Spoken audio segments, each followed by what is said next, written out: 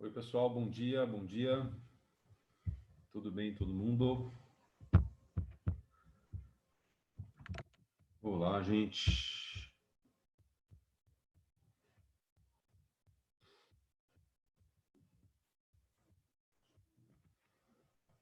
Bom dia. Bom dia, professor.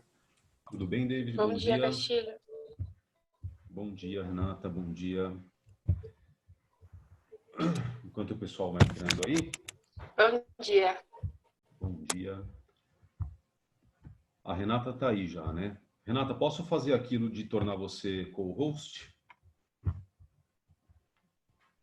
Para você ir aceitando o pessoal para mim? Claro, pode ser.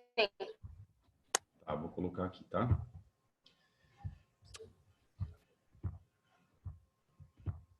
Olha, a Renata já pode ir aceitando a galera aí para mim. Enquanto isso, eu vou pegar um arquivo aqui que eu preciso.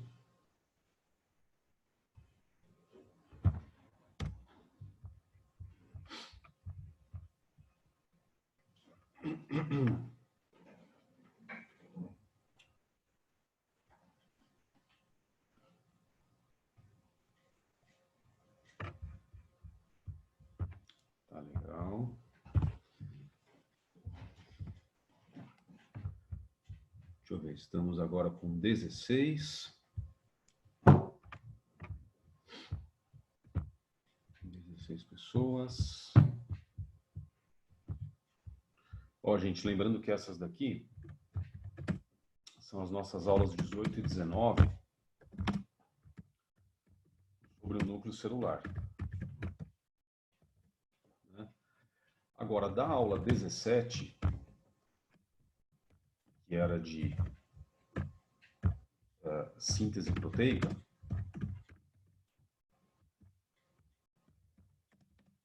eu quero fazer com vocês alguns exercícios. Né? Estão vendo meu chat, pessoal? Sim. Sim, tudo certo. Ah, tá bom. É só porque ele ficou aqui estranho, ele ficou numa janelinha solta, não sei porquê. Então, tem alguns exercícios que eu vou fazer com vocês, até da tarefa, né? E também um aprofundamento sobre mutações, tá? Aprofundamento, ó. Entendeu? Então, quer dizer, a gente vai fazer um breve complemento da aula 18, da aula 17, né? E aí a gente parte realmente para a aula 18 e 19, que são sobre o núcleo celular. Tá legal? Então, eu vou pegar aqui do caderno de exercícios. Na verdade, gente, espera aí que eu fiz uma confusão. O núcleo celular, até confere aí para mim, mas são aulas 19 e 20, na verdade, né? Aqui, ó. Na verdade, aulas 19 e 20. Essa sim, núcleo, tá? E aí a aula 18, né, é que eu vou falar sobre mutações, ó, no DNA e, portanto, interferindo na síntese proteica, né? Entendeu? E também exercícios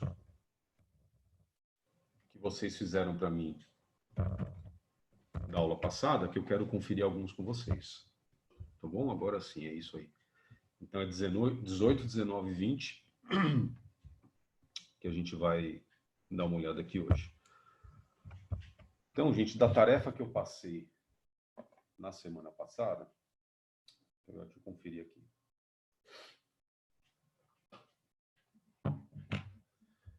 Quando a gente tem a apostila impressa é mais fácil, né? A gente rabisca nela e tal. Aí agora tem anotações em celular, em computador, nas notas, gente. Ah, tá aqui, ó. Encontrei aqui. Então, da 17 e 18, só para vocês lembrarem também, né? Tinha sido essa daqui, né, ó, gente? Tarefa das aulas. Eu vou pôr aqui até para eu lembrar também, tá? 17, 18. Tinha sido assim, ó. Fixação.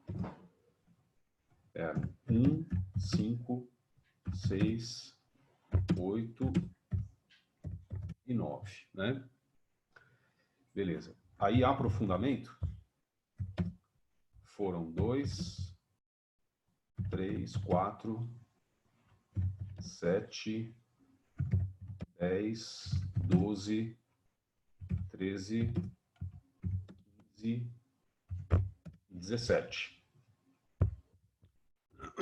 Tá?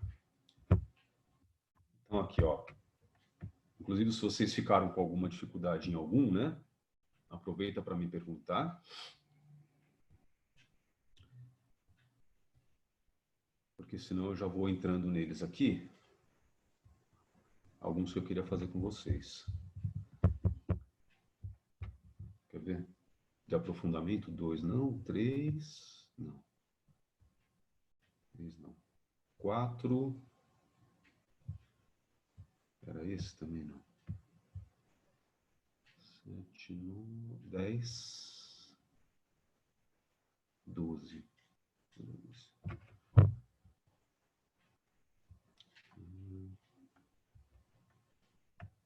Beleza. Ó, vocês veem essa 12 aqui, por exemplo, é uma que eu queria comentar com vocês, né? Deixa eu aumentar agora para fazer aqui o compartilhamento com vocês, gente. Quer ver? Professor, Diga aí. depois você poderia fazer a 9, por favor? 9, volto. Eu faço ela também, tá? Tá bom. Não tem pressa não. Obrigado. Tá aqui, gente, ó. Então, do caderno de exercícios, essa 12 era da Unicamp, né? Uma teórica que falava assim, ó. Os ribossomos são encontrados livres do citoplasma, associados à superfície do retículo endoplasmático e dentro de mitocôndrias e cloroplastos, desempenhando sempre a mesma função. Então, era uma questão tratando especialmente sobre os ribossomos. Letra A, que função é essa? Bem básica, direta, né, gente? A pergunta da Unicamp, dissertativa, certo? Aí eu sempre falo, né? Quando for assim, você também seja bem direto, né? Entendeu? Que função é essa? Realizam a síntese proteica, né? Ou são o local da tradução, né? A única coisa que o ribossomo sabe fazer é essa, né, gente? É participar da síntese proteica ou da tradução para a produção de proteínas. E na B, por que alguns dos ribossomos se encontram associados ao retículo endoplasmático? E aí? Aí é aquela história, lembra que eu falei para vocês, dos polirribossomos, né? Porque aí os ribossomos vão estar em sequência de vários, certo? E aí o RNA mensageiro vai passando no interior de cada um deles e vai fazendo uma proteína de cada, né, gente? Tem RNA transportador para todos, lembra? Tem aminoácidos para todos, isso não falta. Então, vai fazendo cópias da proteína, né? Então, assim, uma forma legal aqui de responder a essa pergunta seria: por que algum dos ribossomos se encontra associado ao retículo plasmático? Para otimizar o processo de síntese proteica, ou da tradução, né? Tá? Já que o mesmo RNA mensageiro pode passar no interior de vários ribossomos em sequência e produzir várias cópias da mesma proteína, certo? E com isso o retículo endoplasmático rugoso, né, que é o que tem os ribossomos associados, o retículo endoplasmático rugoso vai produzir as proteínas em grande quantidade, né? Por isso, tá? E na C, por que as mitocôndrias e cloroplastos também têm ribossomos no seu interior? Por quê, gente? Porque essas organelas, elas têm a capacidade de fazer as próprias proteínas, né? De sintetizar as próprias proteínas. Então, são organelas mais autônomas da célula, né? Como elas também têm o DNA próprio, tipo a da mitocôndria tem o DNA mitocondrial, né? Aquele que é sempre de origem materna, vem só das mães para os filhos e tal, né? Como ela tem o próprio DNA, ela vai fazer, ela e o cloroplasto, né? Também o próprio RNA mensageiro Esse mensageiro vai passar nos ribossomos e vai fazer a síntese proteica da organela, entendeu? Então, mitocôndrias e cloroplastos são capazes de produzir as próprias enzimas relacionadas à respiração celular, no caso das mitocôndrias, e à fotossíntese, no caso dos cloroplastos, né? Imagina só. Tá legal? Então é por isso, né? Eles têm ribossomo no seu interior, basicamente por quê? Porque eles têm capacidade de realizar a síntese proteica a partir do seu DNA próprio, né? E produzindo suas próprias proteínas e enzimas relacionadas aos seus metabolismos, né? Ou respiração celular ou fotossíntese. Tá legal? Beleza. Aí o David tinha perguntado, deixa eu voltar Professor, aqui. peraí, Diga aí. desculpe. Eu me confundi, eu estava confundindo com a aula passada. Esquece, desculpe, por favor. Então tá bom. Tranquilo. Professor, você Aí, poderia repetir a A? posso. Quem falou? É a Larissa. Oi, Larissa, tudo bem? Tudo Ah, bem? Larissa, é bem direta. É assim, ó, que função é essa do ribossomo? Né? Os ribossomos realizam a tradução do RNA mensageiro, ou você pode falar simplesmente, realizam a síntese proteica. Né? Depois é legal dar uma complementada. Como assim? Eles são o local, né, específico da síntese proteica, porque é neles que o RNA mensageiro passa para realmente fazer a tradução. Né? Então, primeiro você já lança direto essa, né, responsáveis, por exemplo, dessa maneira, né, ó, responsáveis pela síntese proteica. Tá vendo? Já começa assim a resposta, né? E depois dá uma complementada, tá bom? Então, são o local, ou então são estruturas, né? Ó, tá certo? Pelas quais passa o RNA mensageiro. Olha aí, o RNA-M, né? Tá bom? Passa o RNA mensageiro. Castilho, você pode explicar, por favor, a B? Sim, posso. Para que ocorra a tradução. Tá vendo, Larissa? Então, assim, né? Primeiro você dá a função, mas como é uma coisa complexa, né? Não é uma coisinha tão simples, depois vale a pena dar essa explicadinha, né? São o local onde o RNA mensageiro passa para a tradução, ou então estruturas, né? Para que o RNA mensageiro faça a tradução. Tá legal? E a B, ó, porque Entendi. alguns... Obrigada, professor. Imagina, de nada. A B, né? Foi a Letícia, Letícia? Foi a Não, Letícia fui que eu, a pediu? Renata. A Renata. Ó, porque, a B, porque alguns dos ribossomos se encontram associados ao retículo endoplasmático, né? Quer dizer, qual é essa razão, tá? Você pode começar assim, ó, o retículo, né, endoplasmático, deixa eu abreviar aqui, rugoso, né, realiza produção de proteínas. Tá vendo, ó? Ou seja, gente, proteínas, né? Ele faz a síntese proteica, né? O retículo endoplasmático rugoso realiza a produção de proteínas, tá? Por ter ribossomos associados, né? Essa é a função, quer dizer, justamente o fato dos ribossomos estarem na membrana do retículo endoplasmático, né, gente, possibilita essa síntese proteica toda, tá? Então, produção de proteínas por ter ribossomos associados, né, em grande número. Que não vai ser um ou outro, né? Em grande número. Como é que chama mesmo? Aí, se você lembrasse na hora dessa resposta, senão não precisava, entendeu? Você fala, não, mas eu lembro, tal. Então, você colocaria polirribossomo, gente. Tá vendo? Associados, né?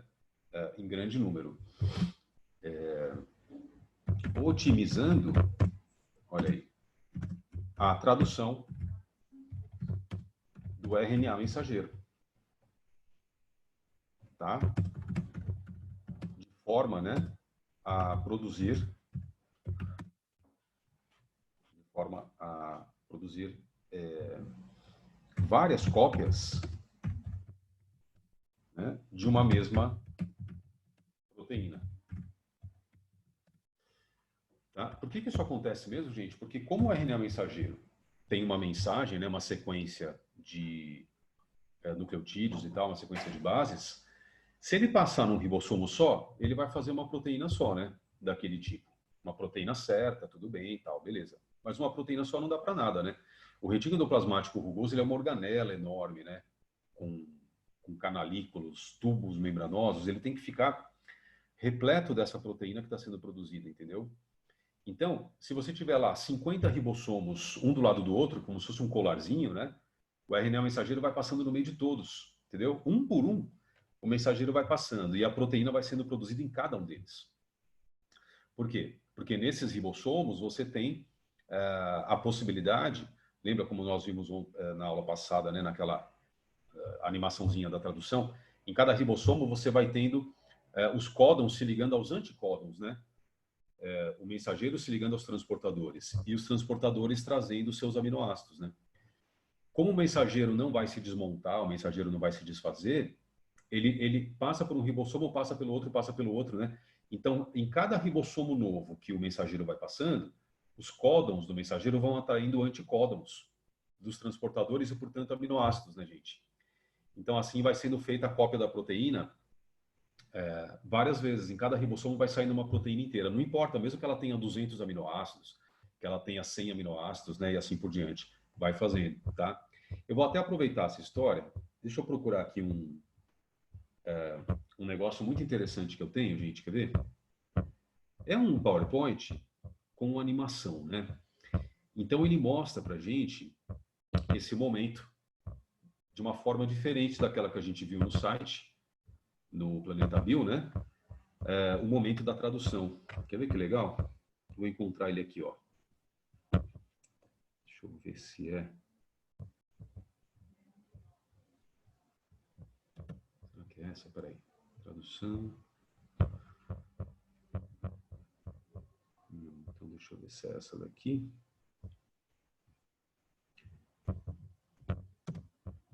11.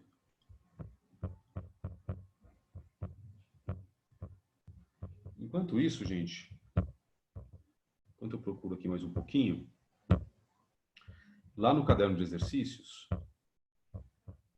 tem uma outra questão também que eu queria, sobre tradução e tudo, né? Comentar com vocês. Deixa eu ver se é a 13 ou a 15. Peraí. A 13? Não. 15.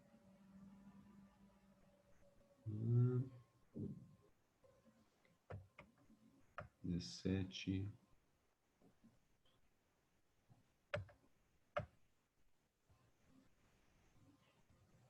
Não, era 13 mesmo. Né? Olha, a questão 13, para quem tiver aí com o seu, a sua apostila, né? Pode ir dando uma olhadinha para mim. Uma vista de novo, mesmo que você já tenha feito, né, gente? Dá uma olhada nela que eu quero comentar com vocês, ó. Então, exercício 13. Tá bom?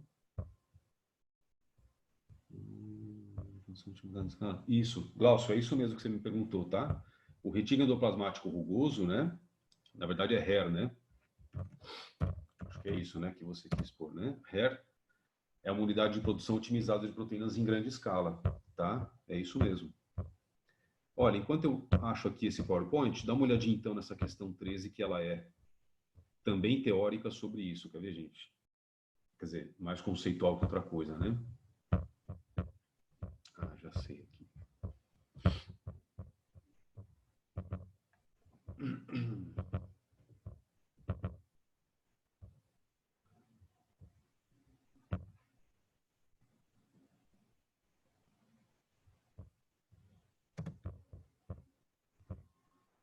Isso.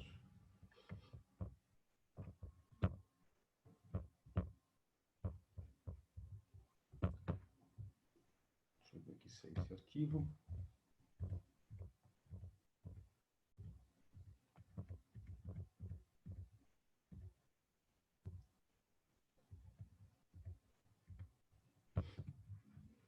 É engraçado, essa animação que eu falei,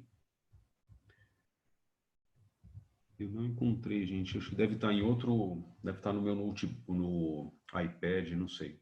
Bom, mas pelo menos eu tenho aqui a imagem da animação, né? Então eu vou mostrar essa para vocês, quer ver?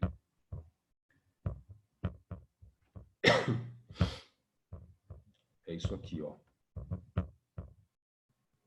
A diferença é a seguinte, tá aqui. É que isso mostra 2 sítios do ribossomo. É um detalhe, tá? Mas para você saber que existe, né? Cadê? Ó, é um detalhezinho isso, gente. Vocês estão vendo, né? Acho que está aparecendo aí para todo mundo. Ó, mas assim, no ribossomo, quando ele vai passando e os códons vão se ligando aos anticódons, o ribossomo tem 2 sítios, 2 lugares, né? Chamados o sítio P e o sítio A. Tá vendo, ó? P e A. Então ele vai indo nessa direção aí da figura da esquerda para a direita, né, gente? O ribossomo, e ele vai passando pelo RNA mensageiro, tá? Então, ao mesmo tempo, se ligam dentro do ribossomo 2 anticódons, 2 RNAs transportadores, cada um trazendo seus aminoácidos, né? E esses anticódons se ligam ao códon, tá vendo? Então, o A aqui ligando a ao G. A ao G é sempre o códon de início, né? Ele é feito pelo DNA, pelo códon TAC do DNA, TAC, né? Então, TAC origina ao G por transcrição, certo? E no ribossomo, a ao G se liga a UAC. Beleza. Aí ele solta o aminoácido que ele estava trazendo. Qual que era? Metionina, né? Tá legal. No sítio P. Ao mesmo tempo, no sítio A, que é o do segundo códon e anticódon, gente, nesse mensageiro você tem o códon UUU, tá vendo? Ó? UUU, que está se ligando ao anticódon AAA e ele está trazendo, por sua vez, a fenilalanina. Aí lembra, ó, no ribossomo, dentro do ribossomo tem uma enzima que acelera a ligação peptídica entre metionina e fenilalanina, né? E aí você já tem o que? Um dipeptídeo, uma molécula de 2 aminoácidos formada, certo? Depois virá o próximo códon, o GGC, o próximo códon AGA, o próximo códon GAA, né? E assim por diante, tá vendo? Mas eles sempre vão entrando no ribossomo de 2 em 2. Então, olha aí no próximo slide. Né? Você vê que já sai daqui o UAC, o RNA transportador UAC, né? O ribossomo se desloca mais uma vez pelo RNA mensageiro, né? O códon UUU ainda está aqui, aí vem o códon GGC. Por quê, gente? Porque agora esse aminoácido fenilalanina, ele tem que se ligar pela outra extremidade à glicina. Tá vendo a glicina que está entrando aqui, ó? Né? Então, ao mesmo tempo, você tem os 2 transportadores dentro do ribossomo. Aquele que já estava, ele passa do sítio A para o sítio P, tá bom? Ah, Castilho, tem que decorar esse negócio, sítio A e sítio P? Não. Só lembrar que são 2 RNAs transportadores por vez no ribossomo. Isso é legal você lembrar assim, tá? Porque aí, gente, o que acontece? Ligação peptídica agora entre fenilalanina e glicina. Né? Aí, eu vou passar para a próxima imagem. Quer ver? O transportador que tem AAA vai se desconectar e vai sair do ribossomo, né? Enquanto isso, o ribossomo já andou e o códon AGA vai estar dentro do ribossomo também, junto com o GGC, entendeu? Então, o GGC passa para o sítio P, né? E o códon AGA passa para o sítio A. Olha aqui, ó. Aqui ele está mostrando o momento da conexão, né? Ainda uma imagem antes. Quer dizer, então realmente o transportador entrou, o CCG, tá vendo? Ó? O CCG. Ligou com o GGC e os aminoácidos fenilalanina e glicina se ligaram por ligação peptídica, olha. Tá vendo? Ele mostrou esse passinho a mais aí, né? Então a AA já estava, né? O CCG ligou aqui, códon com anticódon do transportador, códon do mensageiro. E aí ligação peptídica, agora 3 aminoácidos, né, gente? E depois na sequência, aí o transportador AA sai, né? Vai embora vazio. A proteína já vai ter 3 aminoácidos, metionina, fenilalanina, glicina. E aí o CCG, anticódon, vem parar no sítio P e o AGA entra ligando no sítio A, né? Tá bom? Olha lá o AGA entrando. Olha o transportador que tinha AA saindo, ó, indo embora. Ele pode até pegar mais aminoácidos, né, agora. Entendeu? Aí no sítio P está esse que estava no A, né?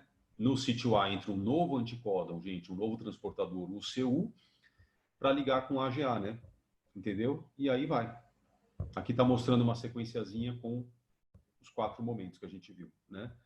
Então agora já tem 3 aminoácidos, vai ter um quarto que é a arginina. Ó, tá vendo? A arginina vai ligar aqui, ó. Né? Tudo bem? Essa é a tabela, né? A gente vai usar agora num exercício que eu vou fazer com vocês, a tabela do código genético, né, gente? Olha ela aqui, de onde você vai tirando as trincas, né? Os códons que você tem ou no mensageiro ou no DNA, depende da tabela. Essa tabela é de RNA mensageiro, certo? Para trazer os aminoácidos que ela indica, né? Então, se o mensageiro tiver, vamos supor, o códon CUA, tá vendo? Ó, CUA, você já sabe que o aminoácido vai ser leucina, né? E assim por diante. Tá legal? Beleza, então sendo assim, deixa eu voltar aqui para vocês. Tá bom, gente? E voltar para aquele exercício lá que eu tinha falado. Nessa história, então, desse slidezinho, só um detalhe. Deixa eu ver. Tranquilo, né? Ninguém ficou com dúvida aqui nessa sequência da tradução de novo, né? Só para fazer uma revisãozinha, né? Tudo bem? Tá legal. Então, olha aí, gente. Voltando para aquele exercício da apostila, né? Do caderno de exercícios, cadê ele? Tá aqui o 13, né? Ele mostrava uma cena de tradução, olha ela aí, certo? Mostrava a síntese completa, né, gente? Aliás, ele mostrava a transcrição do RNA mensageiro, transcrição do RNA transportador, transcrição do RNA ribossômico, que vai formar o ribossomo. E era legal esse desenho da questão 13, que mostrava um polirribossomo mesmo, né? Ó, tá? Um polirribossomo. Com 1, 2, 3, 4 ribossomos e um mensageiro passando no meio, né?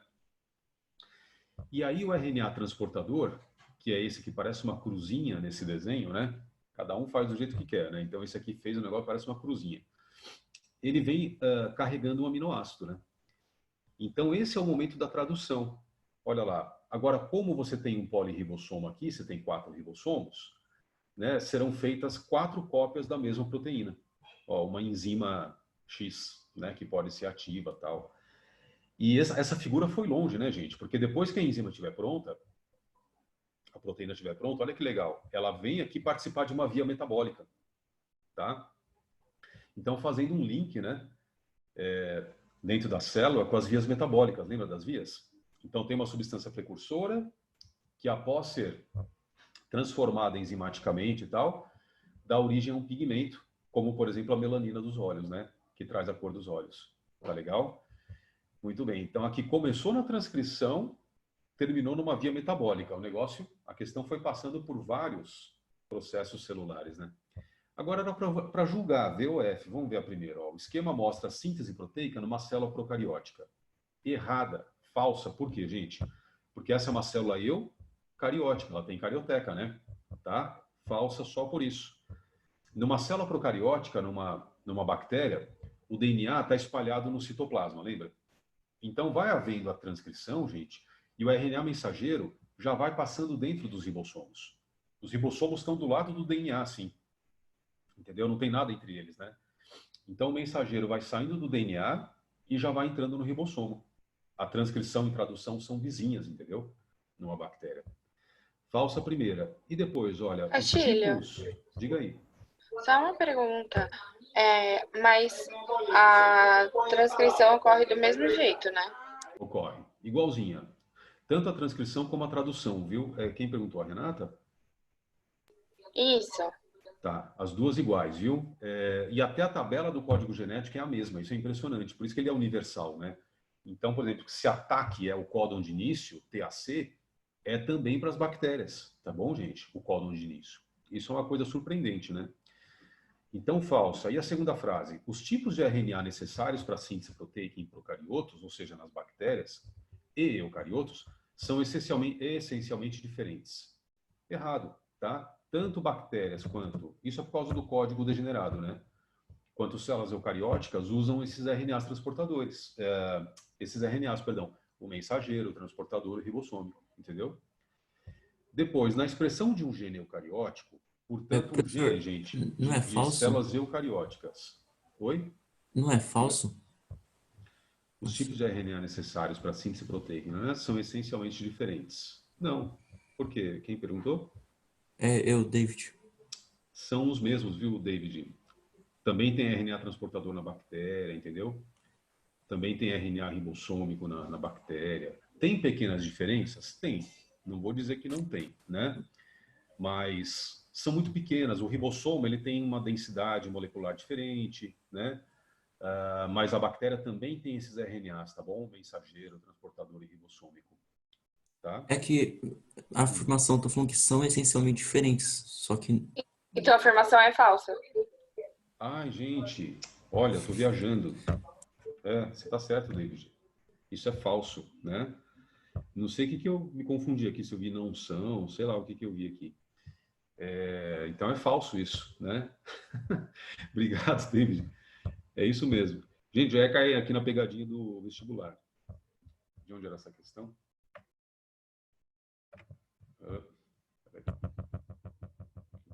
é da UNB. UNB. A UNB ela tem esse poder, gente, esse dom, né? De fazer as perguntas de uma tal forma, as frases que confundem, pelo menos a mim, certo? Tipo, que é para ser falso, é como se fosse uma negativa do falso, né? E, portanto, é verdadeiro e vice-versa, sabe? Bom, continuando. Na expressão de um gene eucariótico, um gene de uma célula eucariótica, gente, agora, né? Tipo a nossa, a transcrição e a tradução ocorrem simultaneamente. Mentira, né? Só se for na célula qual? Procariótica, tá?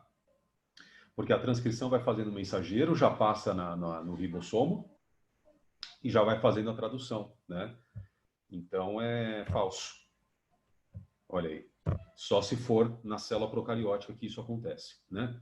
Mesmo porque a gente vai ver um pouco mais para frente, numa parte da matéria chamada expressão gênica, que o RNA mensageiro na célula eucariótica, gente, ele ainda sofre uma lapidação, sabe? Ele é melhorado, ele tem umas partes retiradas antes dele fazer a tradução na realidade, tá?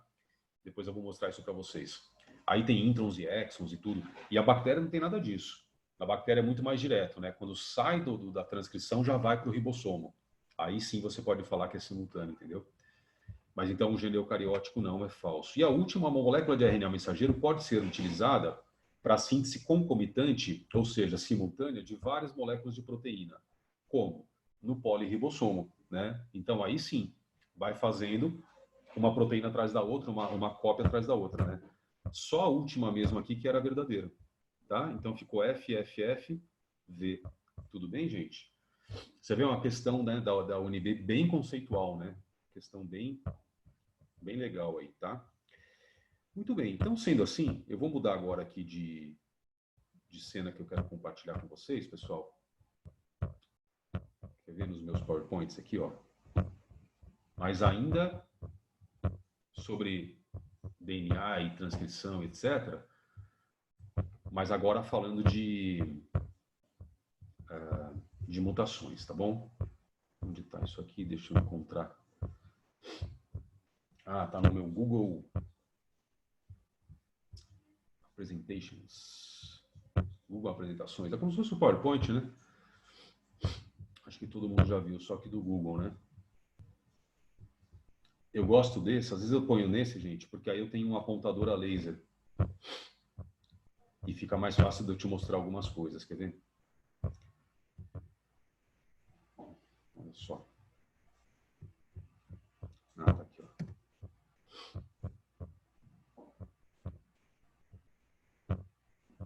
Então, deixa eu trazer aqui esse compartilhamento de novo. Olha, então assim, esse PowerPoint realmente vai ser legal vocês terem. Eu vou passar depois para o Rubão, para ele poder disponibilizar para vocês, tá? Renata, você está vendo aqui a tela do PowerPoint? Consegue enxergar? Sim. Tá legal. Olha só, gente, mutações gênicas. Só lembrando uma coisa, mutações tem dois tipos. Mutações gênicas, que são o nosso foco agora, até para síntese proteica e tal, e as mutações cromossômicas, tá? Mutações cromossômicas são aquelas que envolvem síndromes, né? como Down, Klinefelter e tudo. Eu vou depois falar delas para vocês, sobre elas para vocês, depois da meiose, que a gente entrar na divisão celular e tudo, tá bom? Então, agora o foco são mutações gênicas. Vamos a elas, ó. Tipos e consequências. Basicamente no DNA, né, gente?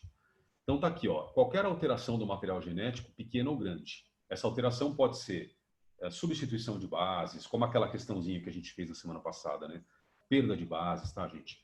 E a mutação pode ou não causar alterações morfológicas ou fisiológicas no organismo. Ela pode ser uma mutação, gente, que por acaso não cause problemas, tá bom? Pode ou não causar problemas fisiológicos, né? Morfológicos. Muito bem. Quais são os fatores mutagênicos? Primeiro, os físicos, né?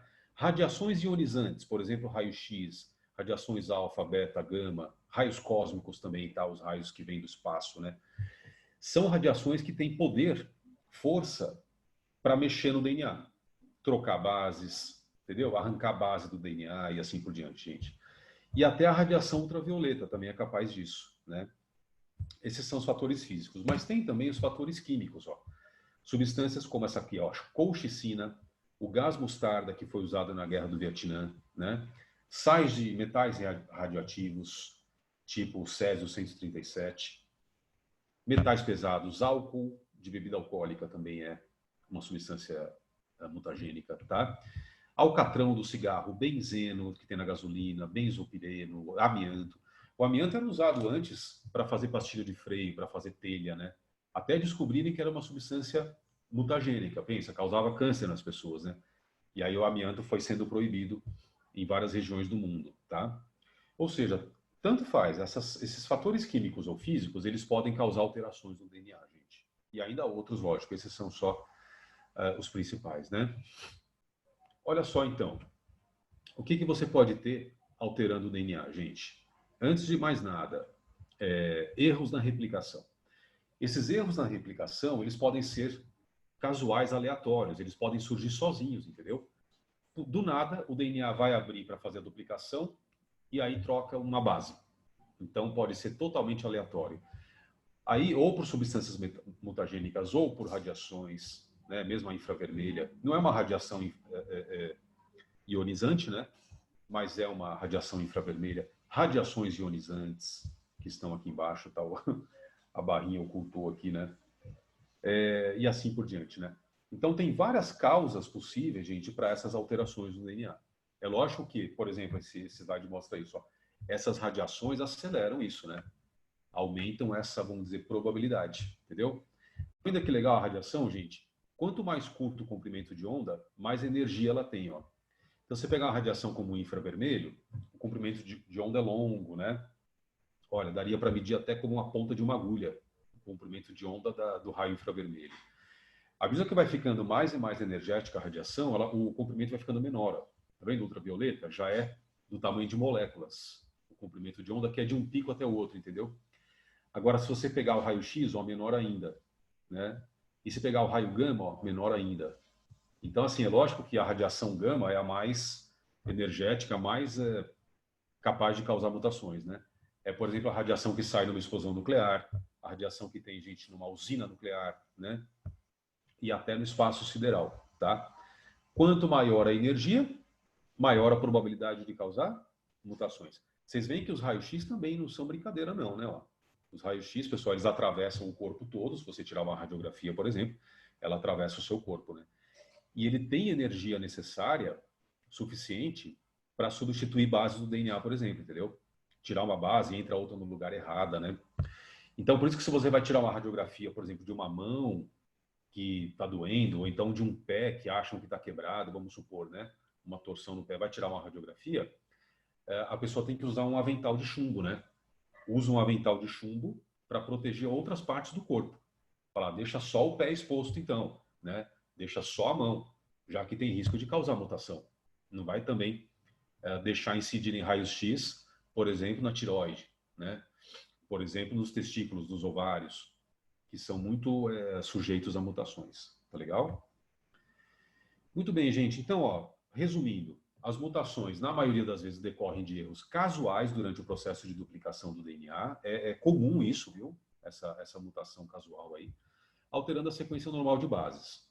Aí o que acontece? Ou então por fatores mutagênicos, né?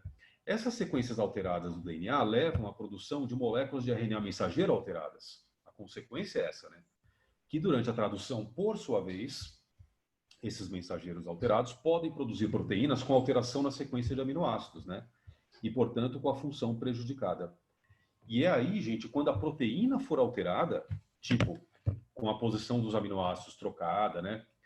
Ou com realmente outros aminoácidos que não eram para estar lá, aí a proteína vai ser defeituosa, ela pode trazer problemas para a célula e a célula se tornar, por exemplo, uma célula cancerosa, né?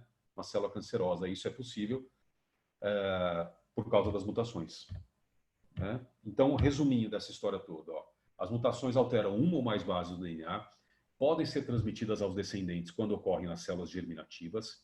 Quem são células germinativas? Aquelas células que, sofrendo meiose, vão produzir gametas ou esporos nas plantas, né? E em células somáticas, ou seja, células do corpo, podem provocar a formação de tumores, tá? Causar câncer e assim por diante. Muito bem. Agora, os principais tipos de mutação, gente, gênica, né? Os 3 principais. Substituição, ocorre a troca de um ou mais pares de bases. É aquela que a gente fez, por exemplo, na aula passada, lembra? Inserção ou adição, quando uma ou mais bases são adicionadas ao DNA, modificando a ordem de leitura da molécula durante a replicação ou a transcrição. Entendeu? Então, na adição, uma ou mais bases são adicionadas ao DNA. E na deleção, ela ocorre quando uma ou mais bases são retiradas do DNA, modificando a ordem da leitura durante a replicação ou transcrição. 3 tipos, então. Tá bom, gente? Olha aí as 3. Na substituição, você tinha aqui, por exemplo, o par de bases, né? GC, teve um erro, e aí trocou por AT. Tá? Então, teve uma substituição aqui. Na adição, gente, você tinha aqui ó, 1, 2, 3, 4, 5, 6, 7, 8, 9, 10 pares de bases. Aí entra uma base a mais, a 11ª, né? Um G que se liga com outro C aqui. E pronto, você passa a ter um par de bases a mais. E agora 11, por exemplo, né? Pares de bases, adição. Tá? Tudo isso vai atrapalhar muito depois na hora da tradução do mensageiro, né? Porque a tradução no ribossomo vai ter bases a mais, bases a menos, bases trocadas, entendeu? Atraindo, portanto, RNAs transportadores diferentes e tal, né?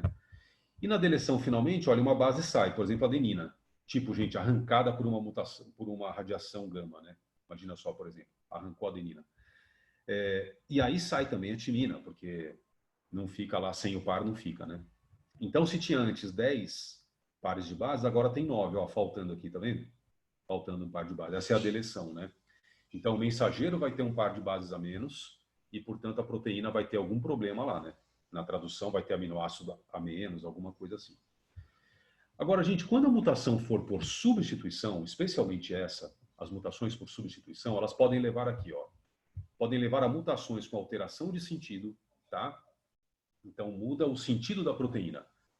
Então, substituição e substituição, né? Substitui a base, tudo bem.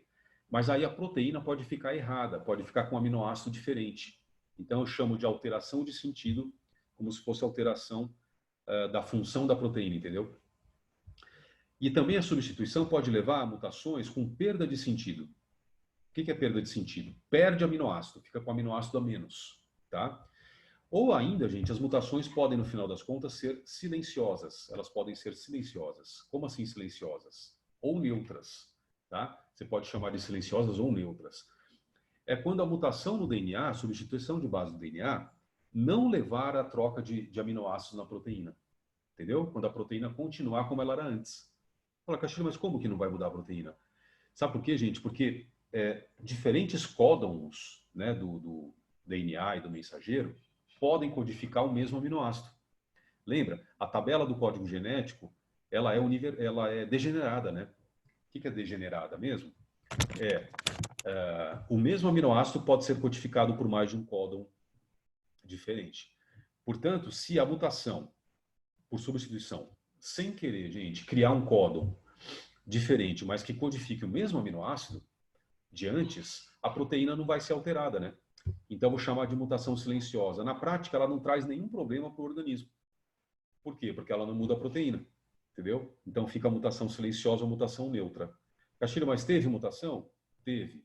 Tem a mutação, mas ela não traz problemas, tá bom?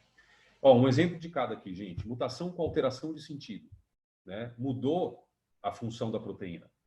Então, mudou o CAC por CCC, mutação no DNA. O mensageiro que era GUG ficou GGG, né, gente? E depois, o aminoácido que era trazido era valina. E depois, então, passa a ser qual? Glicina, entendeu? Então, antes você tinha metionina, valina, histidina, leucina, e agora tem metionina, glicina, histidina, leucina. Mudou, né, a proteína. Olha com a perda de sentido. Como é que é isso? Quando a mutação a partir do DNA normal, aqui está o DNA normal, ó. Agora passou a ser ATT, né, ao invés de ATA, tá vendo? A mutação está aqui, ó. Quando essa mutação, gente, criar uma trinca de parada, uma trinca de stop, né? Então, antes a trinca era UAU, trazia tirosina. Após a mutação, passa a ser qual? UAA. E traz qual aminoácido? Nenhum. Porque UAA, segundo a tabela do código genético, é uma trinca de parada. Então, aqui não tem aminoácido, tá vendo? Ó? Se antes tinha 4 aminoácidos, agora tem 3. Então, foi uma mutação com perda de sentido, né? Beleza? Aqui também tem outro exemplo, ó. Você viu, gente? Pode chamar com perda de sentido ou sem sentido. São sinônimos, tá? Se perder aminoácidos.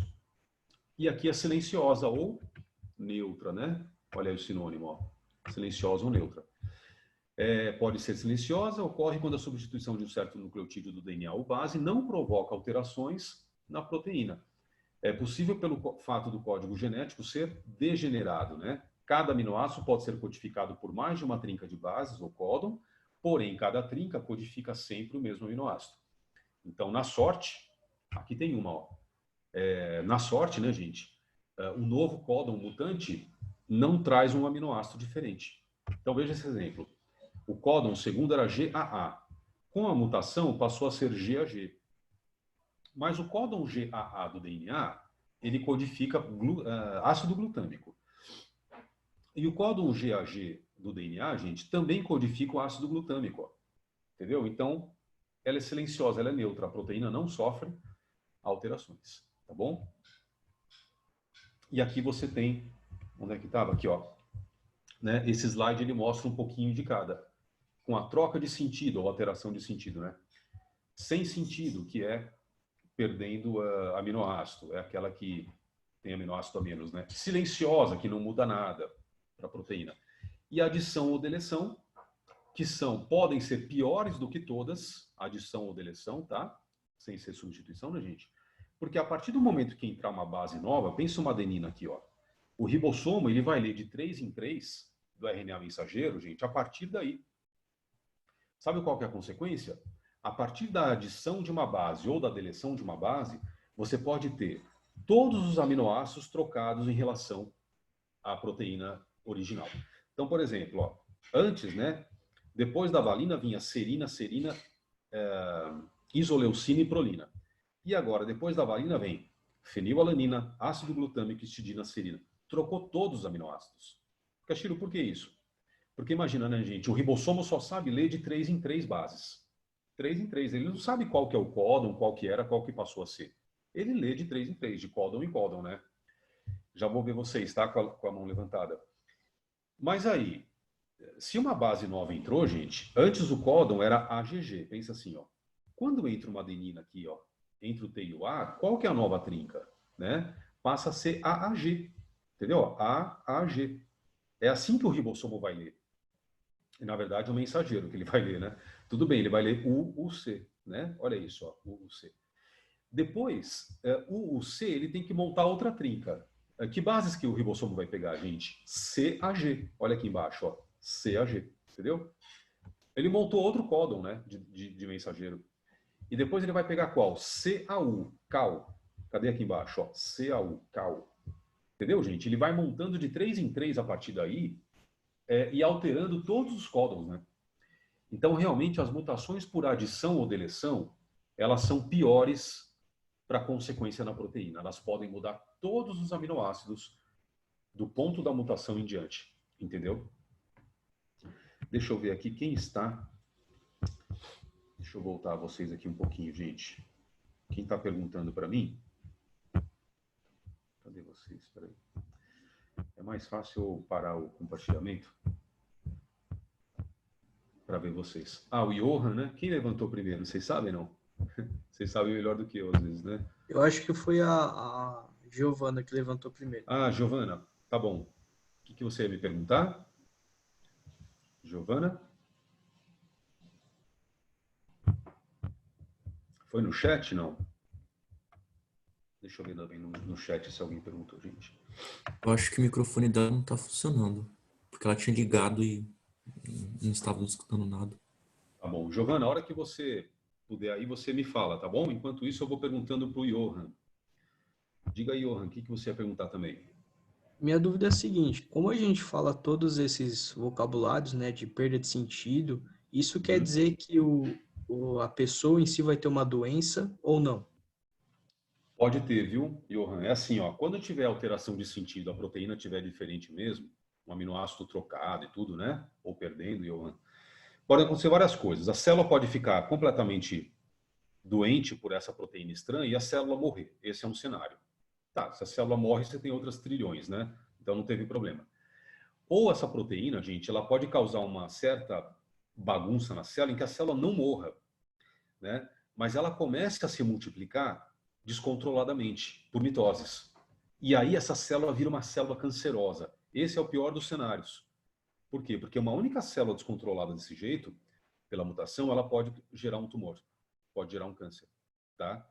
E aí, né, pode até se espalhar depois e assim por diante. Eu vou falar mais de câncer e tumores depois em mitoses, tá legal? Eu vou voltar a esse tema. Mas é um outro problema que a mutação pode causar, né? E o terceiro é, se essa mutação acontecer numa célula germinativa, né, essa célula germinativa ela pode ter uma mutação com potencial de gerar câncer. Mas aí ela sofre meiose e forma ou um espermatozoide ou um óvulo, forma os gametas, e leva essa mutação para o descendente da pessoa. Entendeu? Então aí esse descendente nasce com uma mutação potencialmente capaz de fazer um câncer e tal. Então assim, é quando o bebê, gente, já nasce com um câncer meio que embutido, sabe? Tipo uma leucemia, né? Uma leucemia já desde a infância, sabe? Ou um câncer, um linfoma, né? Algum outro tipo de câncer assim, já desde a infância. Por quê? Porque veio essa mutação da célula germinativa ou do pai ou da mãe, certo? Agora, fora tudo isso que eu estou falando, que são os exemplos, vamos dizer assim, mais negativos possíveis, né? Você também tem aquela possibilidade que eu falei, da mutação silenciosa, que não vai causar nada, por sorte, por acaso, né? Agora, as mutações acontecem mesmo que aleatoriamente, sem fatores mutagênicos, e são variadas, elas são muito constantes no nosso corpo, tá, gente? Certo? A nossa sorte, né, a nossa defesa é que existe uma enzima no núcleo da célula chamada enzima de reparo. Essa enzima de reparo, ela vai percorrendo o DNA continuamente e consertando o que está errado. Entendeu? Então, se ela acha uma base trocada, ela vai lá e põe a base certa de novo. Se ela acha uma base que não era para estar lá, uma adição, ela tira. Isso é super legal. Então, 99,9999% das mutações vão sendo reparadas, corrigidas pela enzima de reparo. Senão a gente estava perdido, entendeu? Porque é muito constante. Quando uma mutação escapa, sobra, a enzima de reparo, né, deixa passar, é que ela pode aí sim causar tudo isso que eu falei. Ou causar a morte da célula, ou virar uma célula cancerosa e assim por diante, né? Mas fala, Castilho, mas não pode ter uma mutação benéfica? Sabe? Tipo uma mutação que traga uma super força, fator de cura, né? E assim por diante.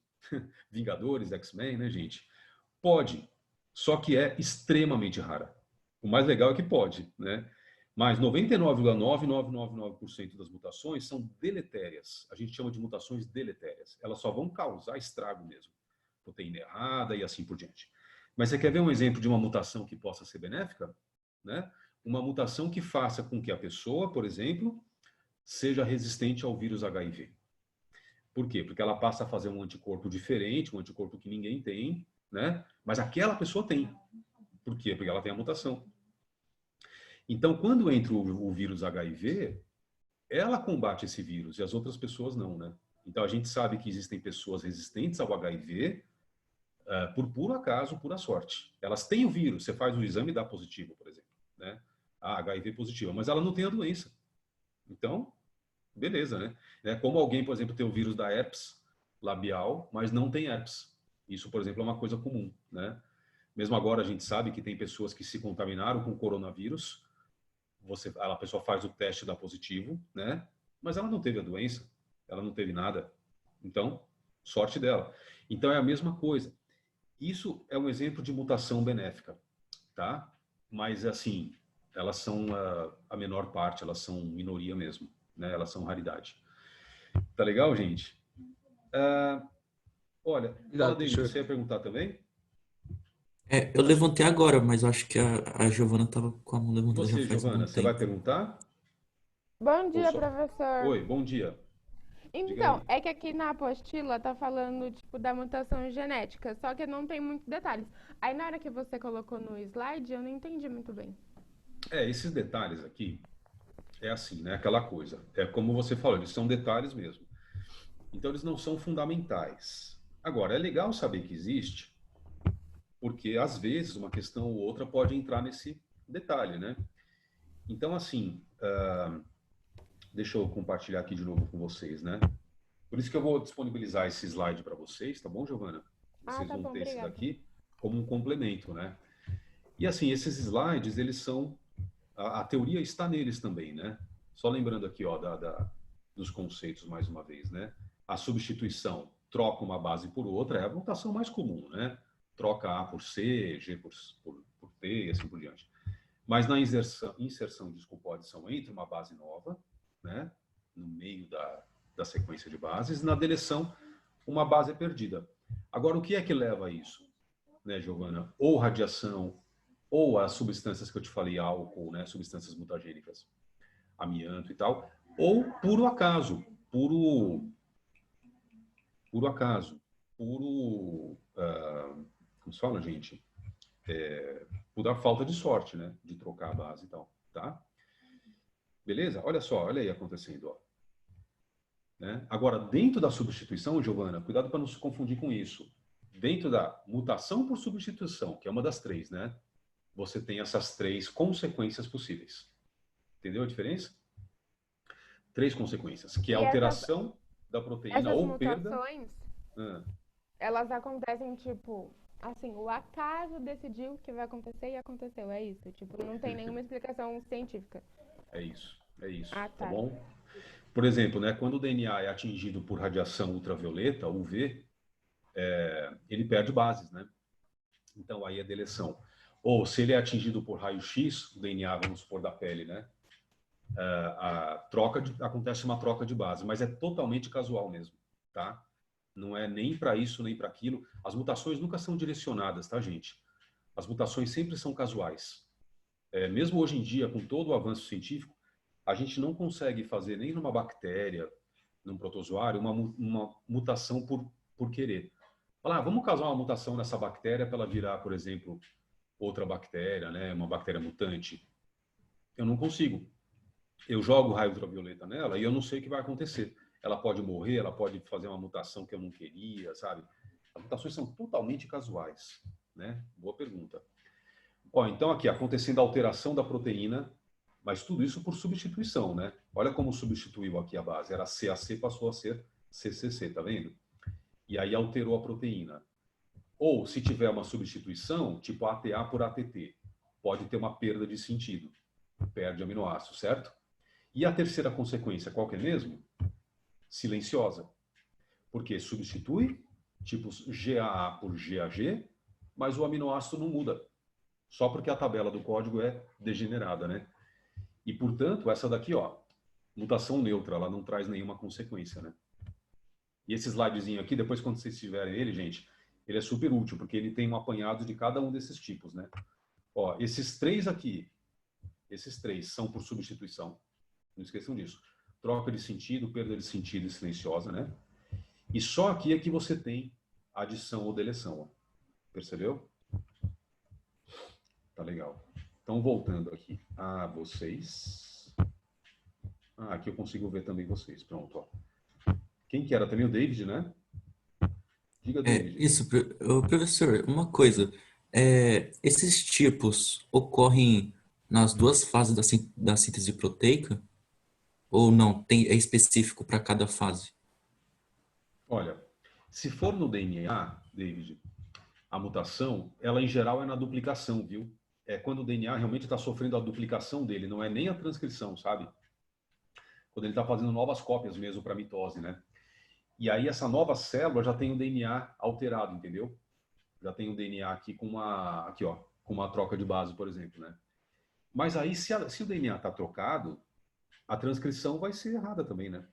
Então depois é uma consequência, transcrição errada, tá? Agora, pode ter mutação na transcrição, só na transcrição? Pode. Mas ela não traz tantas consequências.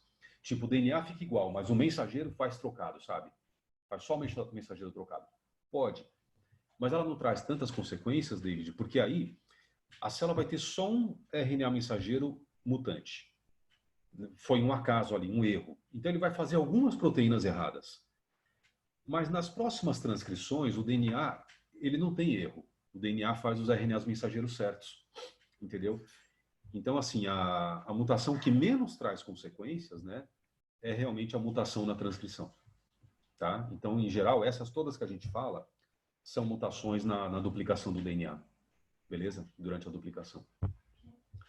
Legal. Beleza, valeu, professor. Imagina. Deixa eu ver. Alguém mais ia perguntar? Giovana, de novo? Diga aí, Giovana. Professora, é que eu esqueci de abaixar a mão, desculpa. Tá bom, não tem problema. Mais alguém, gente? Eu vou mostrar aqui para finalizar esse slide. Quer ver? Algumas consequências, né, muito conhecidas que a gente vai tratar depois até na genética das mutações. Quer ver? Por exemplo, anemia falciforme. Olha que legal esse slide. Essa doença metabólica, gente, é causada por uma mutação gênica por substituição, com alteração de sentido. Então, a proteína sai alterada. Sabe qual proteína? A hemoglobina do sangue. Olha isso. Então, acontece uma troca no DNA, que leva a uma troca, olha aqui a troca, ó, tá vendo? Leva a uma troca no RNA mensageiro, que, por sua vez, leva a um aminoácido diferente na proteína, né? A proteína é a hemoglobina, mas aí, a hemoglobina, ao invés de ter glutamato, ou ácido glutâmico, ela passa a ter valina. Fica uma hemoglobina alterada e, portanto, a hemácia fica com forma de foice. Olha aqui, hemácia com forma de foice, anemia falciforme, né? Falci é foice. E aí ela não transporta direito o oxigênio. Pronto, a pessoa tem uma série de consequências. Taquicardia, fraqueza, enxaquecas e problemas hepáticos, né? Ou no fígado, tá? Essa anemia falciforme, ela é genética. Então vai sendo passada de pai para filho e tal, né? Dos pais para os filhos. Essa é outra, ó, fenilcetonúria, ou PKU. Doença metabólica causada pela deficiência da fenilalanina hidroxilase, uma enzima que catalisa a transformação do aminoácido fenilalanina em tirosina. Tá vendo? A mutação mais comum no gene PAH, que é o gene da fenilcetonúria, é uma substituição de bases, outra substituição, né, gente? Que leva à troca de um aminoácido, tá vendo? Arginina por triptofano. E aí a enzima que teria que ser, vamos dizer assim, eficiente, fazer essa transformação metabólica, né? Transformar a fenilalanina em tirosina, tá vendo, gente? Ela não funciona. Então, basicamente, o que acontece nessa pessoa com a fenilcetonúria é ela não metaboliza a fenilalanina. Então, à medida que ela vai ingerindo a fenilalanina, tem na carne, tem no leite, tem em vários alimentos, tem nos ovos, sabe? À medida que ela vai ingerindo, gente, ela vai acumulando fenilalanina no sistema nervoso, tá? E esse aminoácido vai destruindo as bainhas de mielina. Isso desde o bebê. O bebê já nasce com isso.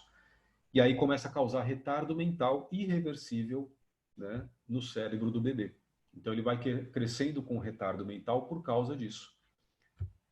Olha aqui, ó. É a doença detectada com o teste do pezinho, o exame do pezinho, que é obrigatório nas maternidades, né? Então esse aminoácido, tá vendo, se encontra no sangue em excesso, é tóxico e afeta o sistema nervoso central. Como esse problema é irreversível, não tem cura, porque é genético. E o problema no sistema nervoso vai ser irreversível. Sabe o que dá para fazer? Prevenir. Descobre com o exame do pezinho, que é um pouquinho de sangue do pé do bebê que é retirado, né? Que ele tem isso. Faz o quê, gente? Uma dieta pobre em fenilalanina, em que vai... não é que vai ser zero, mas um consumo muito pequeno, evitando o consumo desses produtos de origem animal. Leite, carne, ovos, tá vendo? Ó, carne de peixe também e tal. E com isso, o bebê vai crescendo com pouca fenilalanina no corpo. Leite em pó tem também, então também não pode, né? Tipo leite ninho, sabe? Também outros produtos em pó, sabe? Tipo achocolatados. Então, vai tirando tudo isso da dieta. Ele não acumula fenilalanina, o aminoácido, e, portanto, não desenvolve a doença fenilcetonúria. Não desenvolve, quer dizer, a fenilcetonúria ele tem, né? Não desenvolve o retardo mental. É isso, tá? Então, uma vez que é irreversível o retardo, se ele não desenvolver, não tem problema, tá? Por isso que o teste do pezinho, o exame do pezinho é obrigatório, para evitar que o bebê chegue ao ponto de desenvolver esse problema do sistema nervoso. Tá legal, gente? Depois essas doenças, anemia falciforme, fenilcetonúria, né? A gente vai tratar delas na genética, certo? Deixa eu ver agora, tem algumas mãos levantadas. Quem levantou aqui primeiro foi o Felipe? Foi você, Felipe, que levantou primeiro? Não, Ou foi? já tinha alguém na minha frente aí. Quem será que era? O Samuel? Foi Samuel. Tá legal. Vamos lá, Samuel, o que você ia me perguntar? Bom dia, professor, tudo bem? Bom dia, tudo bem. Eu não sei se ficou muito claro, mas, tipo assim, eu tô tendo a tradução do aminoácido normal, né? Tá bom. Aí acontece essa mutação. Toda Certo. vez que for mutar esse códon, quer dizer, que for traduzir esse códon, vai traduzir, tipo, daqui pra frente, vai traduzir de maneira errada? Tipo, pro resto da minha vida? Naquela célula, sim, entendeu? Agora, se essa célula, Samuel, se dividir muito por mitose, ela vai fazer várias células iguais a ela, porque a mitose sempre faz duas células iguais à primeira, né? Então, aí ela vai gerando células também mutantes, que também vão fazendo essa proteína alterada, entendeu? E aí depende da quantidade dessas células, né? O problema dela virar uma célula cancerosa é que ela começa a sofrer mitoses descontroladas. Toda célula cancerosa é assim. Então, ela vai gerando milhões e milhões de células iguais, todas mutantes, entendeu? E isso vai sendo câncer. E outro Entendi. problema, né? Imagina se essa célula, que nem eu falei, for germinativa e ela, na verdade, sofrer uma meiose e fizer, por exemplo, os espermatozoides de um homem. Esses espermatozoides vão para a fecundação e geram um descendente com a Bom mutação. problema. Aí Entendi. é um problema muito maior, porque se a primeira célula do descendente, o zigoto, né, já é essa célula mutante, e ela vai sofrer mitoses para formar o embrião, né, o embrião vai ter todas as células mutantes, porque todas vão vir dessa primeira mutante, imagina. Sim. Né? Então, quando você pega uma pessoa com a fenilcetonúria, porque ela tem essa mutação, não é numa célula ou em outra, é em todas. A mutação está em todas as células dela, mesmo que sejam trilhões de células, né? Por isso que não tem cura. Por isso que a gente fala assim, é uma doença genética, não tem como você mudar nas trilhões de células o gene dela, né? Que seria a mesma coisa da anemia falciforme. Exatamente. Só que em genes diferentes, né? E com causas e consequências diferentes, né? Entendeu? Tá bom. Obrigado, viu? Legal, boa pergunta. E o Felipe? Era o Felipe agora? Ô, professor, Fala aí. eu queria saber se, tipo, tem algum sistema ou alguma coisa que consegue detectar a mutação no nosso corpo, tipo, para meio que inibir a expressão dela, sabe? Tipo, não Olha, deixar... você sabe, tem essas enzimas de reparo, né, Felipe? As enzimas de reparo todo mundo tem. Agora, existe, por exemplo, também o fato da pessoa entrar em contato com substâncias mutagênicas com muita frequência, né? Então, por exemplo, alguém que é um fumante viciado, né, em tabaco, vou fumar dois maços de cigarros por dia. Como ela inala muito alcatrão, ela está inalando, e metais pesados também da fumaça, cádmio, por exemplo, né? Esses metais pesados são mutagênicos, então ela aumenta muito a frequência de mutações nos DNAs dela, entendeu? Então é mais fácil das enzimas de reparo acabarem perdendo alguma coisa e deixarem passar uma mutação. Ou a pessoa, vamos supor, algum alcoólatra, né? Bebe demais. O álcool também é mutagênico, também. Ela aumenta o quê? A taxa de mutações dela e, portanto, fica mais difícil da enzima de reparo reparar tudo, né? Então, o quanto menos a pessoa puder entrar em contato com fatores mutagênicos, e envolve até radiações, né? Melhor, porque ela diminui a sua taxa de mutações normais, né? E as enzimas de reparo conseguem manter isso sob controle, entendeu? Conseguem reparar tudo o que precisa, né? Beleza. Não sei Obrigado, se eu respondi a sua pergunta. valeu. Tá, imagina. Quem mais, gente, que ia falar? Caiane? É, eu, professor. Então, Pode eu queria falar. só fazer uma pergunta para ver se eu não compreendi errado. Tá As bom. mutações genéticas, elas não são necessariamente hereditárias, pode ser casuais também, né? Tipo, as Podem. bases podem mudar ao decorrer do processo, não sei. Não Sim. vindo só dos pais, né? Sim, pode, viu? É que eu tava é porque eu pensei assim, tipo, da relação da pessoa albina, sabe? Sei. Que a criança pode nascer albina ou não, né? O albinismo é que assim, você tem razão. Isso pode acontecer no embrião. Vamos supor, o embriãozinho está se formando e ele sofre uma mutação, né? Então, tipo, ele não herdou dos pais, mas ele se torna albino, ele se torna fenilcetonúrico por uma mutação dele. Sim, é possível. Mas é improvável. Por que improvável? Porque nós temos milhares de genes, né? E esse é um gene que vai ser afetado. Então, como que vai ser a mutação justo nesse? A mutação também é específica, trocando uma base por tal outra base, né, no meio de milhares e milhares de bases, que vai levar a certa troca de aminoácidos. Então, é mais fácil a pessoa herdar mesmo, entendeu, Caiane? Porque é uma mutação que aconteceu no passado do homem, né, no passado do ser humano, milhares de anos atrás, e essa mutação foi sendo transmitida de pais para filhos ao longo da nossa história, da nossa evolução, né? Ela pode acontecer de novo exatamente igual? Pode, mas é muito improvável. Não impossível, mas é improvável. Então, se você pega uma criança que nasceu com fenilcetonúria, a chance é muito maior dela ter herdado ou do pai ou da mãe, entendeu? Ou de ambos, né? No caso dessa, aliás, um pouco. No caso dessa, ambos. Ou uma criança que nasceu albina, é mais fácil ela ter herdado também dos pais. Tá bom, Caiane? Entendi, professor. Obrigada. Legal, imagina. E o David? Fala aí, David. Professor, as alergias, elas são mutações gênicas também? Olha, aí assim, tem um fator hereditário, né, em que a pessoa tem uma propensão maior a ser alérgica, tá? Mas pode não ser, não. Pode ser só da pessoa. O sistema imunológico é muito complexo, né? Então, às vezes, não é nem por mutação, viu? Às vezes não é mutação. É só um sistema imunológico mais sensível e a pessoa reage com exagero, né? A, por exemplo, camarão, a, por exemplo, poeira e assim por diante, e ela se torna alérgica, tá? Mas não tem muita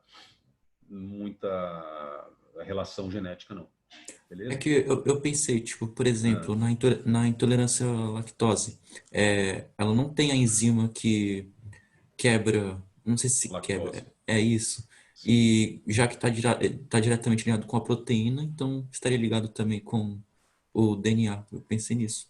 Mas Talvez. aqui é engraçado, né? A intolerância à lactose, e cuidado que é diferente da alergia ao leite, né? A alergia ao leite é o sistema imunológico combatendo a proteína do leite, né?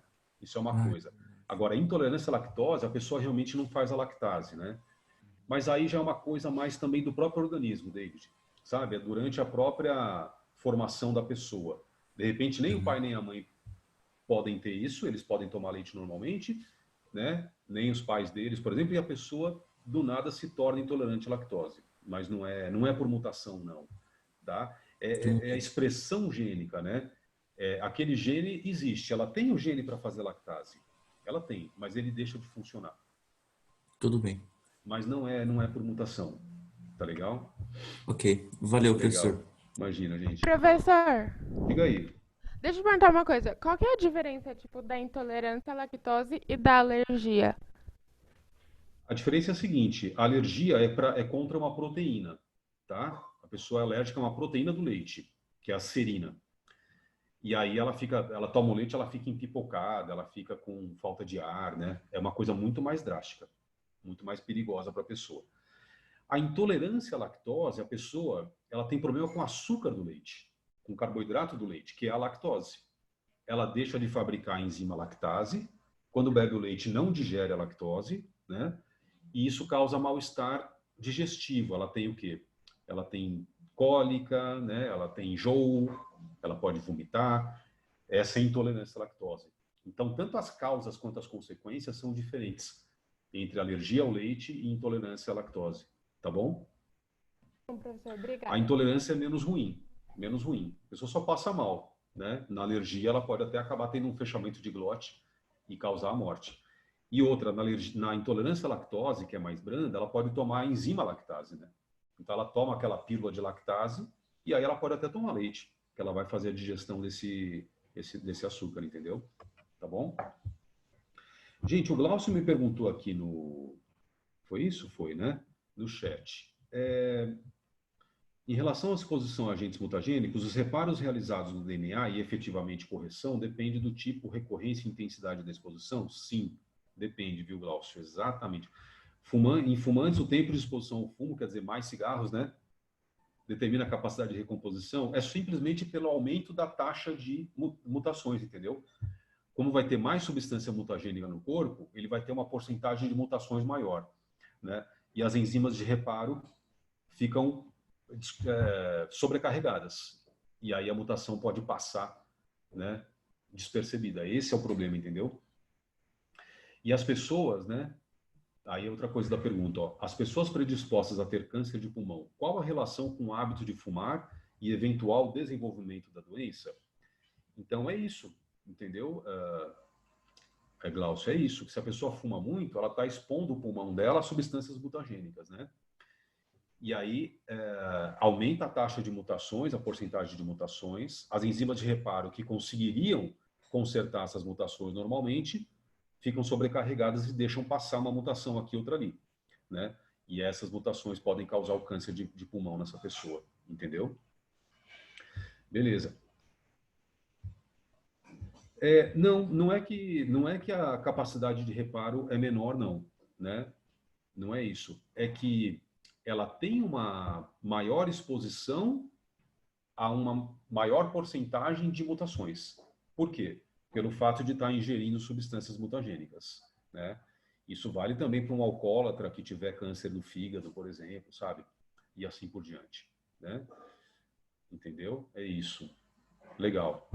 Aí tem outra aqui, gente. O Castilho, por que o teste é feito especificamente no pezinho do bebê? É só porque é mais fácil. Tira esse sangue do calcanhar, que não tem muita sensibilidade, né? E é um furinho minúsculo. Então, logo o bebê já não sente mais nada naquele furinho e também cicatriza muito rápido. No dia seguinte já fechou. Só precisa de uma gotinha, entendeu? Então, faz um furinho muito pequeno com uma lanceta, né? Que é um aparelhinho de laboratório. Tira lá 2, 3 gotinhas de sangue. Pronto, o dia seguinte já cicatrizou. É mais uma questão prática do que outra coisa. Tá? Do exame de ser no pezinho, né? Aí ficou com esse nome, né, gente? Agora, pessoal, com tudo isso, vocês têm uma questão no caderno de exercícios, quer ver? Como é que eu faço aqui para parar o meu... consegui. Lá no caderno de exercícios, tem uma questão que eu não passei para vocês, né? Que é essa daqui, ó. A questão... Nossa, qual que era essa? Tinha 17 e a 18. Não sei por que ela está sem número aqui no meu, gente. A questão 18 da FUVEST, que era uma questão enorme sobre tradução, perdão. Aqui, ó. Tradução com mutações, né? Ué, não estou conseguindo... estou errando aqui, gente, que eu quero fechar. Ó. Essa questão da FUVEST era assim, dá uma olhada. Uma pessoa doença genética, humana, é causada por mutações no gene localizado no cromossomo. Os indivíduos A, B e C têm mutações no segmento de DNA desse gene, cuja sequência normal está representada a seguir. Então vem o gene normal, 2 fitas e uma tem M. O que é o M? É de molde. A fita do M, gente, é a fita molde, entendeu? Depois tem o indivíduo A que já tem uma mutação. Ele não fala qual é, mas ela está aparecendo aí. Aí tem o indivíduo B que tem outra mutação. O indivíduo C tem outra mutação. Então são 3 indivíduos mutantes, entendeu? A própria questão 18 dava a tabela do código genético, a tabelinha aqui, ó, e um pedacinho, né, de RNA mensageiro, e pedia para o candidato, ó, usando a tabela que relaciona alguns códons aos respectivos aminoácidos, e considerando que a fita molde a ser transcrita é a que tem a letra M, né, é a fita molde, responda quais serão os segmentos de proteínas produzidos respectivamente por A, B e C. Quer dizer, gente, como ficam essas proteínas após a mutação? Ele quer 3 traduções aqui. Era uma questão da FUVEST trabalhosa, né? B, que tipos de mutações ocorrem nos indivíduos A, B e C? Castilho, como assim? Ele quer saber, gente, se o indivíduo A, por exemplo, tem uma mutação, porque são todas substituições. Quando você bate o olho, você vê. Mas será que é substituição com perda de sentido? Será que é substituição com alteração de sentido? É isso que a letra B queria, né? Então, nessa questão aqui, gente, a 18, a FUVEST caprichou. Eu vou te falar, uma questão muito trabalhosa, né? E que tem que ser feita com muita calma. Então, eu vou pedir para vocês fazerem essa 18 depois, como uma tarefa desafio da aula 18, tá bom? E na nossa próxima live, eu vou conferir com vocês e a gente vai resolver juntos. Mas já vai tentando, tá? Beleza? E aí nós entramos aqui, então deixa aí, depois eu vou lançar lá também no WhatsApp, tá? Para vocês fazerem, para lembrar. E aí eu quero mostrar para vocês esse assunto aqui, gente, só para realmente entrar nessa, introduzir esse assunto mesmo, né? O assunto do núcleo celular. Deixa eu ver se eu tenho ele aqui. Ah, tenho. Né? Olha aqui, ó, o núcleo celular, gente. Que, na verdade, não é um assunto diferente. Ele continua com tudo isso que a gente já está vendo, né? Por isso que eu já quero fazer a introdução agora. Vou pegar aqui só 2, 3 minutinhos para a gente finalizar desse jeito. Por quê? Porque é no núcleo celular que nós temos o DNA, né? Olha lá, ó. E já é um assunto precursor da mitose e da meiose, entendeu? Que depois a gente vai usar em mitose e meiose. Lembrando que o núcleo tem essas partes todas, né? A carioteca, que protege o material genético. O próprio material genético, que eu chamo de cromatina. Tá? O termo cromatina, gente, significa simplesmente DNA. É o DNA, né? O nucleoplasma, também chamado de cariolinfa, que é um líquido dentro do núcleo, um gel, tá? Que mantém os cromossomos e o DNA em sustentação. O nucleolo, que é simplesmente parte da cromatina mais condensada, parte mais espiralizada, entendeu? E aqui só isso. O retículo endoplasmático granuloso é o rugoso, né? Ele já faz parte do citoplasma. Ó, ele tem ribossomos acoplados, ele faz parte do citoplasma, né? Então esses são os componentes do núcleo, certo? Quando eu falo na cromatina, é o próprio DNA. Olha ele aqui. Depois de tudo que a gente viu, né? Olha ele fazendo parte desse novo assunto também, gente. Só que o DNA, quando sofrer a condensação, tá vendo? Ele vai enrolando, espiralizando ao redor das estonas. As estonas são proteínas esféricas, bolinhas de proteína, gente. E ele vai ficando condensado. O que eu vou ter depois? Ó, o cromossomo. Tá vendo? Então as estonas estão aqui, com essas bolinhas vermelhas e amarelas. DNA enrolando ao redor delas e formando o cromossomo. Né? Olha aqui o cromossomo. Então, quando fala cromatina duplicada, gente, é a cromatina, o DNA, que veio da autoduplicação. Cada molécula filha de DNA, que elas são idênticas, né, fica presa a outra pelo centrômero. Então, a centrômero é essa região aqui, ó, que liga as duas cromátides irmãs, ou moléculas filhas de DNA, né? Então, o cromossomo está duplicado, você vê, ele tem duas cromátides irmãs, cada uma é um DNA idêntico, né, uma molécula filha de DNA, por isso o termo irmãs, né, cromátides irmãs. E ele está condensado, ele sofreu essa condensação, entendeu? Então, lembra, quando você falar em cromossomo, escutar falar em cromossomo, nada mais é do que o DNA, o que, gente? Condensado, né? DNA condensado. Então, quando a gente fala, o ser humano tem 46 moléculas, o ser humano tem 46 cromossomos. O que significa isso? O ser humano tem 46 moléculas de DNA que podem estar condensadas, né? Sofrendo essa condensação no núcleo, tá? Então é esse assunto aqui que depois entra em mitose e meiose. O núcleo celular e como é que ele se comporta, né, gente, na mitose e na meiose, tá? Esse aqui é o assunto que a gente vai ver pelas próximas aulas. Mas você vê que, na verdade, ele é uma continuação de tudo que a gente já viu até agora, né? De DNA, de RNA, de síntese proteica, tá tudo interligado.